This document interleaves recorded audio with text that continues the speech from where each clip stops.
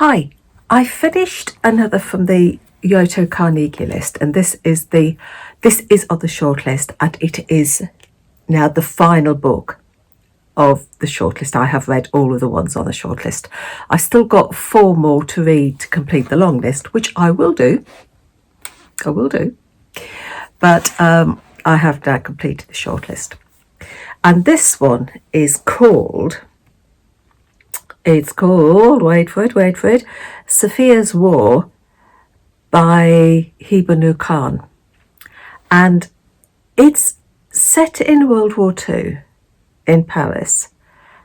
And it's about something that I had no idea about.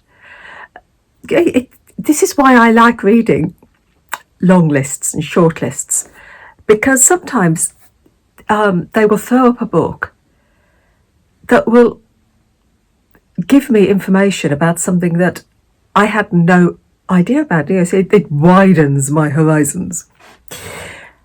And I had no idea that the Grand Mosque in Paris saved around 1,700 Jews during World War II, during the occupation in Paris. I had no idea about that at all. How it had escaped my knowledge. It certainly wasn't in any of the history lessons that I had when I was at school. What they did was they would smuggle the Jews out through the underground passages, through the catacombs. I didn't know any of that. Anyway, our story revolves around Safiyyah. She's a young Muslim, and she lives in Paris with her parents, her little sister, and her grandmother, Seti. Seti is such a wonderful character. She is gorgeous, this grandmother, full of pearls of wisdom and generosity of spirit. Oh, I absolutely adored her. I'd have loved to have had a grandmother like that. Anyway, when the Germans take control of Paris and they occupy Paris, Safiyyah sees life changing. She sees the world around her changing. There are soldiers on the streets. People from her classmates are disappearing as parents are fleeing Paris. And for the first time, she finds that her father is keeping secrets from her. She'd always helped him in his office and did his typing for him, and now suddenly the office door is locked and she can't get in. This book gives middle graders not only a wonderfully brave little heroine in Safiyyah, but it also gives them a message of showing respect and compassion for those who have different religions, different outlooks on life, the importance of showing love in the face of hatred. The story is fascinating. The way Safiyyah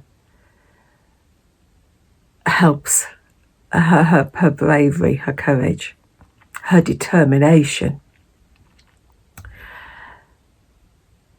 And it also shows the way that life changes, that during the occupation, suddenly the food that they'd always had on their plates wasn't there anymore. They were having to find substitutes.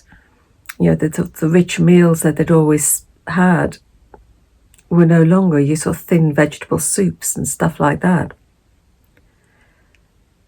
And the fear of walking on the street, the fear of being stopped. I found it a fascinating story, and as I said, it taught me something. It taught me something that I didn't know happened.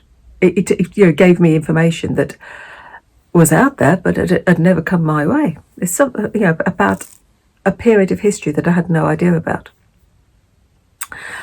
And I challenge anybody not to like Safiyyah, but I'd love her as for Seti, the grandmother. Oh, she is gorgeous.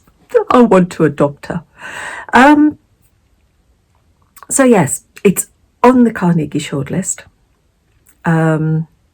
So see how it gets on in when the winner is announced sometime in June. I'll come back then because what I'll do is I'll go through the whole of the shortlist again and tell you which one I think will win, and I'll get it wrong, as I usually do. So 4 more to complete the long list, and then I'll have finished the Yoto Carnegie for this year. So happy reading, take care,